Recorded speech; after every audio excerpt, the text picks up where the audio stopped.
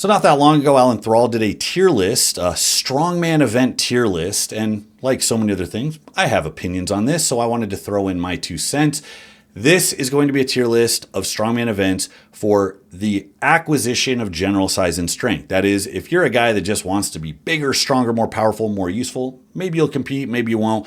What strongman events are going to help you the most? Which ones should you look at? They look kind of fun, but aren't going to mess you up, aren't going to be complete waste of time.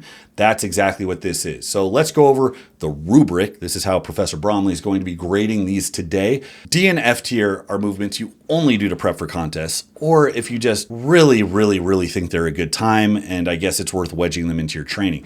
But these are ones that don't have a lot of carryover. They're not going to generally make you better at a whole bunch of things. They require a lot of effort. There's risk associated with it. It builds up a lot of fatigue. So all in all, the math doesn't really math. B and C tier are going to have some broad general gains. They might be a little awkward to set up or get a handle on. They might have some risk associated with it.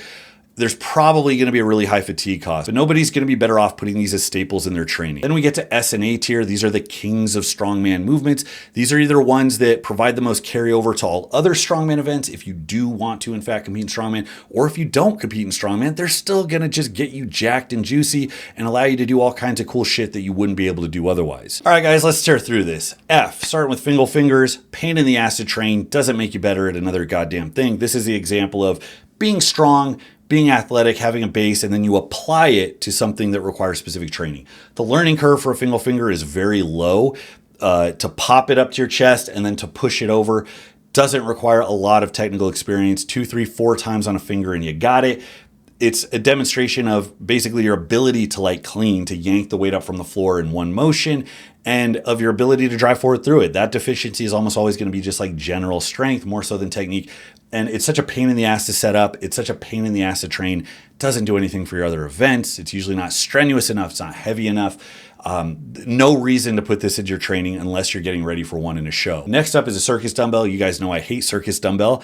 And I'm trying to figure out how to criticize this event without sounding bitter. I can't. I'm bitter. I'm good at all pressing events except this one. I've gotten better in the last couple of years, but it took a lot of time and effort I did not want to have to put towards my pressing. And it's just very parlor tricky. The people that excel at it have a very specific technique. It's similar to like a jerk or a snatch. It's something that anybody can train, but usually the people that are trying to get really strong, they don't also have time in the day to do that. You get a couple exceptions, and those are the guys that just absolutely dominate this. And the middleweights like Nick Camby and Tommy Sharp and Andrew Clayton did some really nutty stuff with it.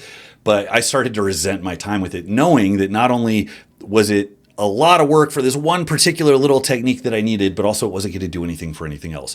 You could stop what you're doing, put 50 pounds on your one-arm circus dumbbell. It's probably not going to do anything for any other event you could ever do in your entire life. Next up, we have tossing events. I like training tossing events. I'm not very explosive, so the opportunity to jump and throw, and it takes time away from really heavy, grindy stuff. It's fun. But again, pain in the ass to set up. You need something to throw over. You have to go fetch the stuff after you toss it. A throwing day with a few people can turn into like an all-day fucking event. And there might be a case that it makes you a little bit more explosive, but certainly not in a way that's going to add to overall muscularity or strength. Certainly not in a way that's going to carry over to the heavier type of explosive qualities you need for heavier strongman events, for heavy cleans and loads and stuff.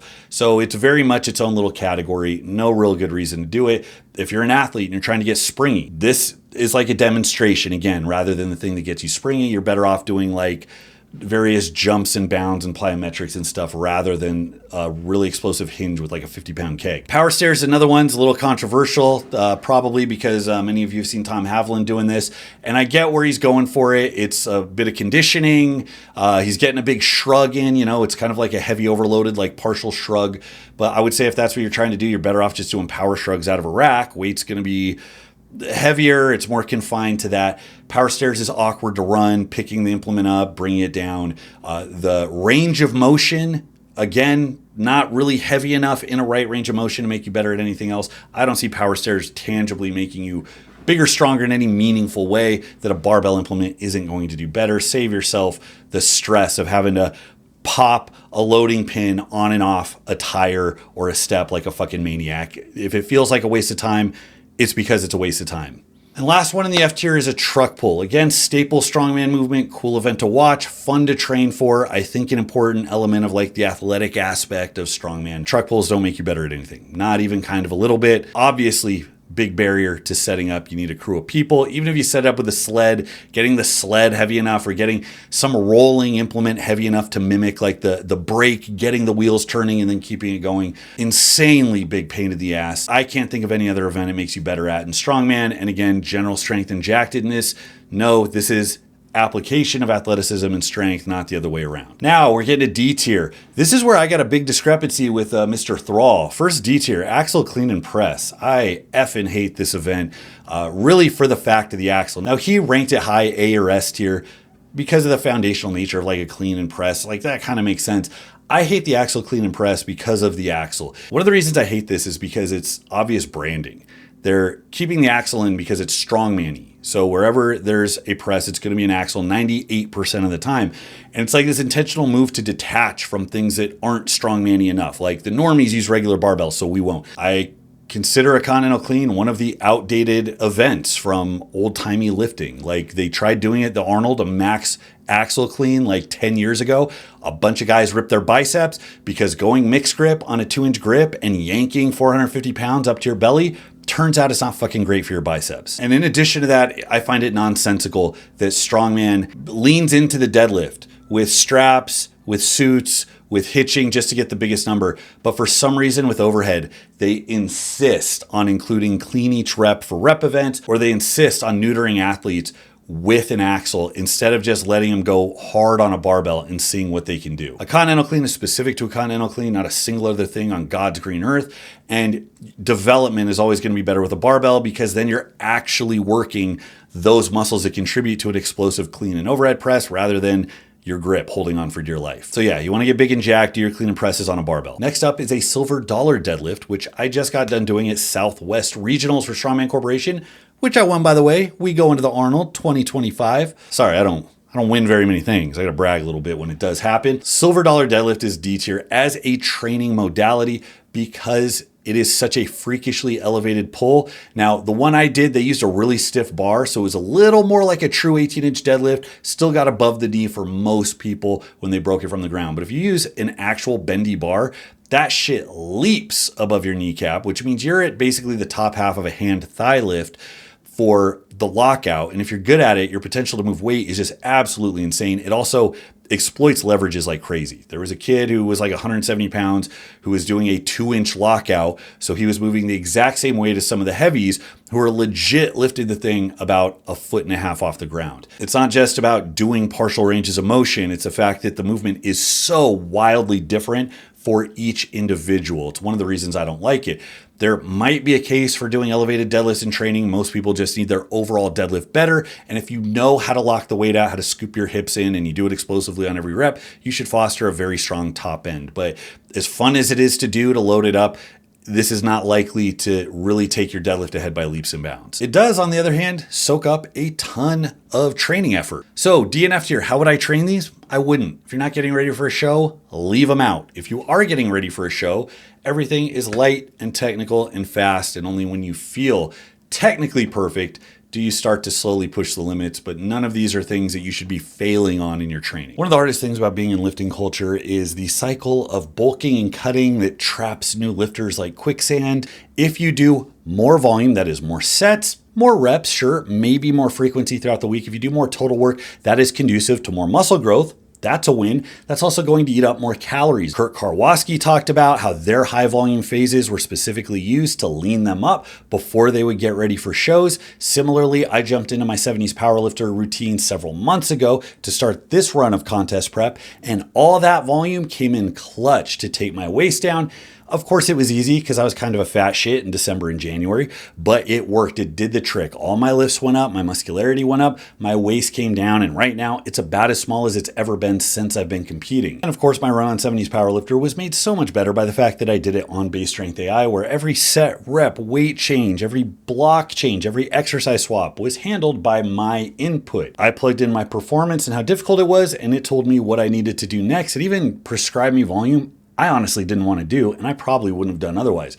But it read the fact that I was having an easy time and said, hey, you gotta level your shit up, so I did. And what happens when you switch to a bodybuilding diet and then you climb up to the most amount of volume that you can do and still recover from? An exceptional transformation. And of course, you guys can find out more about that at Base Strength AI. Now we go to C tier. We're starting to get into somewhat productive. Conan's wheel. I love weighted front carries. I talk about sandbags all the time. Those are obviously going to pop up. Conan's wheel is kind of in that vein, and you can really overload it because of the Zercher position you're in with a barbell. However, an actual Conan's wheel goes in a circle. Most people don't have that. If you do have it, you don't want to set it up because it's a pain in the ass. It's just awkward, it's uncomfortable, and usually the handle's way too fat, so you're limited by this getting broken forward, which is another element I don't like. That was an alternative. Most people train this event by doing a Zercher yoke carry. That is marginally better, but I'm still gonna call it C tier. I think most of the development you want for weighted front carries, you're better off building with other things rather than this. And that as you get into a show that has one of these featured, if you are good at those other carry movements, this is going to be the icing on top and you'll just be able to go. It is one where you have to take the pain, and people that are good at it, that have a motor, that know how to suffer, they destroy power athletes. There's guys that just lift 1 billion pounds off the ground, but they start to feel that pain on a Conan's wheel and they die, they fall apart. So very important if you're getting ready for it to learn how to get to that pain cave. But for general development, not my favorite. Tire flip is another one. Now I'm mixed on this because it's a strongman staple. It's a very specific technique, good display of general athleticism, but also like front squatting power. Front squats carry over like crazy to this event. That leg drive's one of the few ways where I was able to apply that ability directly. So getting good at tires when they used to just wreck me early on, you know, I was happy to go through that journey, but at the same time, huge injury risk. That's where I lost my bicep, and that was after 10 years of tire flipping. Oh, mother! It looks cool to people that are unfamiliar with the sport, but to everybody who trains it, it's like a tire flip. It's like, who cares? It's an awkward leg drive movement that's designed to impress people that aren't in the sport. Everybody else looks at a tire and they're like, yet another event that is a great application of strength and power that you already have, requires some technical refinement, but this is not the thing that makes you stronger fast. If you have a lighter tire, GPP work, speed work, recovery work, absolutely. But again, mitigate risks. If you see something that somebody swears is a 1,000-pound tire, resist the urge to go up and like break your elbows against it, trying to budge it off the ground. Yoke is my next C tier. I hate yoke because of how much it beats me down during training. I say that as I'm prepping for OSG's online submission, where there is a max 20-foot yoke, and I'm trying to reach my previous yoke best, which exceed 1,000 pounds. Walking 20 feet, stumbling with 1,000 pounds feels horrible, exactly like you feel like it would feel. I remember with like squats and deadlifts, they felt awful in the beginning, but then you kind of temper yourself to that strain.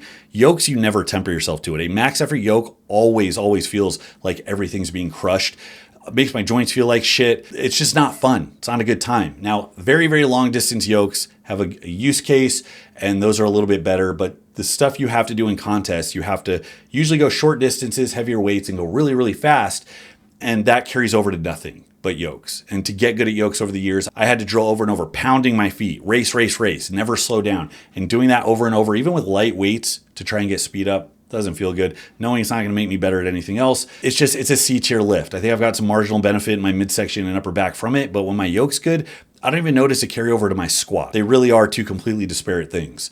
Guys with 500-pound squats can sprint with 900-pound yokes if they're built just so, or if they have a lot of experience. Let's get up into the B tier. We're getting a little better training economy here. First thing up, car deadlift. Then you can put any side handle deadlift up here, like let's say an elevated trap bar, really heavy. I like this a little bit more because it's kind of a foil to a regular deadlift, a little more leg drive, you get a little more upright. Good way to train your posterior and your hips without having to commit to an actual deadlift, which means that you're going to get more recovery. You can alternate these with regular deads every couple of days and recover a bit better and still get the benefit of those movements. So I do like it for that reason. It should have its own day. You're not going to be able to do that after a substantial regular deadlift workout or squat workout because it's taxing. That's the other thing. It's taxing, but you get something for it, something that will actually carry over that hip power that contributes to everything else, because a really short, heavy car deadlift, it's just your hips cranking forward, and stone loading, picking up sandbags, farmer picks, log cleans, all of that benefits from it. So this has a special place in my heart. But yeah, resist the urge to do singles, doubles, and triples. 5 to 10 is great. And every now and then, high rep bloodbath. If you see this in a show, there's a chance the winning number is going to be 20 plus reps. And that's an entirely different animal. And it's a good character builder. I give extra points to anything I think adds a little bit of hair on your balls. Next one is the arm over arm pull. Sitting down, pulling the rope to you. It's more of a leg press. Ideally, you're reaching forward and pulling to you, eating up the rope and pulling to you. I like it for the conditioning effect, but you're going to feel your arms pump up, use arms and upper back in a way that a lot of strongman implements don't. So there's almost a good like accessory use case. A little awkward to set up. Usually if you have a tire to sit in, if you have a long manila rope, and if you have a sled, you can run through it yourself. It's not that big of a deal. Cool on GPP days, event days, general accessory when you don't have a day to really do anything. You want to get some work in. Easy to recover from. That's another one. There's no eccentric. So it's easy to just go through the concentric, get a pump, your arms burn. You are going to get some hypertrophic stimulus, and it's going to carry over to everything else that benefits from that, which is quite a fucking lot. So given the conditioning overlap with the actual skill development, with the actual physical development, I think this is actually a pretty good movement. And if you're going to do this, again, longer time thresholds. Don't go heavy to where you're like barely pulling, your arms are completely straight, and it's just a leg press. I would go to where you can move through kind of quickly for 30 to 45 seconds. That's kind of a sweet spot for running through this. 2 to 3 hard sets, that's all you need. Next on the B list, drags, backwards drags. Same vein as arm over arm, no eccentric. You can get a pump, you get a burn, it's extra training volume, easy on the joints. Actually, it helps the joints. You're not going to be sore. It doesn't chew you up. So conditioning, physical development, easy to recover from. That checks a lot of boxes. You're just not going to get like monumental growth out of it. Drags are great for like conditioning. So again, EMOMs, you could do something like 50 or 100 feet fast, rest the rest of the minute and do that for eight or 10 rounds. Death medleys are also great. I got exposed to drags because it was always the third leg. It's Scott Brengel's fucking torture training sessions. Farmer walk uphill, heavy tire flip. Last thing was a sled drag. There was actually a rubber tire on concrete, which was a lot of fun because it doesn't slide. And the pump I got in my quads, I've never experienced in the gym. And what it does for conditioning and everything else, good on your knees, extra hypertrophy for your quads, which Strongman doesn't do a lot of it. So I kind of like these as a supplementary movement if you can wedge them in. Again, not monumental growth, but it's helpful. Does a lot. A tier, these are the ones that are going to be money. These are the ones that no matter what your goals are, you should be giving these a look. Up next is log. I place this well above axle clean and press because a log cleans very easily, and the nature of the clean is pretty close to something like a stone load or sandbag load. That quick extension and rolling up actually has transferred to a lot of things, and having to pin the log into your chest. Also, you get a lot of arm strength, upper back strength, so I think there's value there. It's also a little bit different as a press because it's neutral handle, it's up off your chest a little bit, very awkward, so you need some strength and stability to handle it. When you get that, you actually have the potential to press more on a log because it is elevated up off your chest, but only the most skilled log pressers can exploit that benefit. So big fan of log pressing. To get the most benefit, you would incorporate a clean and press each rep for the motor and to get the clean down. Again, EMOMs are great, or doing 60-second AMRAPs that are going to put you on your ass for 10 minutes. Husafelt stones. Again, weight in front of you carrying. This is the much, much better version of a Conan's wheel because you can go, go, go, go. It's a little bit easier to load. You don't have to take up a bunch of space. You can just go back and forth on whatever open area you have. Firm, which means you can get a really good grip on it and you can really push your hamstrings, your glutes, your rectors, and upper back to get as much out of that carry as you can. Big fan of very, very long Husafelt carries. Again, 200 feet plus. 240 was like the minimum run I would do when getting ready for it at nationals because people would get 300 feet. And if you don't feel what that's like, you're not going to touch those distances. You're going to get 120 feet, feel that pain, that athletic asthma in your chest that reminds you of middle school when you were a nerd with your inhaler and you walked the mile by yourself and it was like a depressing walk of shame. It's going to bring that right back. You're going to feel that and you're just going to give up on life. So train those long distances, psychology, conditioning, and yes, mass and strength comes from that. And then last one on the A list, the axle deadlift. I did a video on this. Axle deadlifting is fucking fantastic because it doesn't bow. You would be amazed at how much a stiff bar actually bows. You would think, oh, a stiff bar is a stiff bar. Stiff bar doesn't bow, a deadlift bar does bow. No, an axle doesn't bow, and you're going to feel the difference. I actually pulled my trap years ago on an axle deadlift I wasn't ready for. There is no give to it. It's also pushed out in front of your shins a little bit. So it's always going to be a little further out in front of you. Doesn't seem like much, but over many reps or with the heaviest weight you can lift, that is something. And if you get comfortable on an axle, you go back to a barbell, it feels like you're cheating. So it just checks so many boxes. You can literally just swap it in for your regular deadlifts and you will be better for it. Your start's going to be better. You're going to be more braced and tight through your upper back and midsection. It's great. It's just fucking great. Do them for reps. Learn how to suffer on an axle. Lastly, S tier. Not only are these great for everybody who just wants to be big and strong, but they're also specific to strongman. These aren't like other movements that you can easily replicate in the gym. Number one is farmer walks. Farmer walks are fucking fantastic if you do them right. Training for an event might have you with no straps, working your grip, working speed, trying to move quickly. Fuck that. That's great for getting ready for a show. If you want to use farmer walks to turn into a human bull, then you need to go long. You need to strap in because your grip will give out. You don't want to chew up all the skin on your fingers because you're trying to do it the right way. If you can load up 100, 200 pounds more and go 100 feet longer, your body's going to grow so much more from that. I don't give a shit about whatever fetish you have for, oh, I can't use straps, don't make fun of me. I'm here to get you to grow. You want your upper back to grow, your weak ass little fingers can't be the limiting factor, and they always will be. Strap up, go for a long distance. Again, hundreds of feet, not a 50-foot sprint. 200, 300, 400 feet. Take your time, experience the time under tension, feel your traps and upper back burn as you're trying to breathe under this weight. You want at least 45 seconds of continuous movement. But the fact that it does what so many things can't do, the fact that it is so specific to strongman, and the fact that people sleep on it. Like just about everybody would be better if they did do these long rucks with weight, but few people do. So you could take it, that could be your secret into having an upper back that looks like the side of a barn door. Next are keg and sandbag carries. So this is a step up from Husafell stones, which are still pretty damn good. I like kegs and sandbags for different reasons. I usually default to sandbags because they are a little soft. You got to kind of maneuver them around and you have to squeeze extra hard. But there's a benefit to kegs, which are rigid and have a handle. That means that you can handle more weight because they're tight. You can pull in tighter. They're not fighting you on the way up. That means a lot more weight, which is its own different kind of hell. Especially with a keg. Kegs are so far out in front of you. A sandbag will kind of soften up. Kegs stay out in front of you, and they are that much harder, especially when the weight gets up there.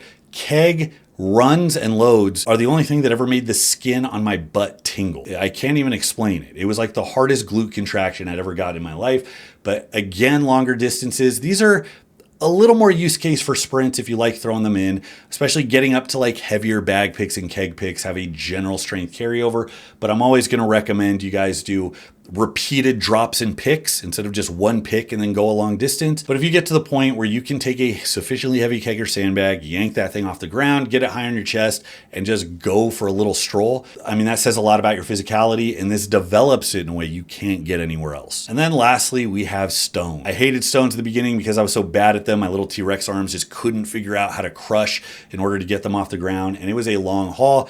I got to give special thanks to Scott Brengle from East West Strength because he's a stone fetishist, and he used to put us on that thing as the last event after kicking our ass over a bunch of other bullshit, and he'd have us do like sets of 12 to finish off our stone loading day. We would be on the ground for like 15 minutes afterwards. It was awful, but after going through that, stones are now my favorite event. I don't fear stone loading. It's fun. There's a technical element, but then as you get the technique down, you're lifting bigger stones, so there's more of a training element. It's just fucking fantastic. And because they're round and they're dense, the act of rolling it up your body, it's a much more efficient movement, efficient hip extension. So the weight gets higher, you can move more explosively, and that gives a bit of a different stimulus, a more kind of max effort stimulus than something like a sandbag will. So that's all I got for today, guys. After 50 shows I've done, these are my favorite strongman events, a little bit of insight on how to train them and why they are so good. Let me know what you think. If you got opinions, questions, comments, take it to Bromley HQ Discord, take it to Patreon, where I'm guaranteed to respond in a timely fashion, or just leave in the comments. Thanks so much for watching, guys. Till next time, this is Bromley. I'll see you.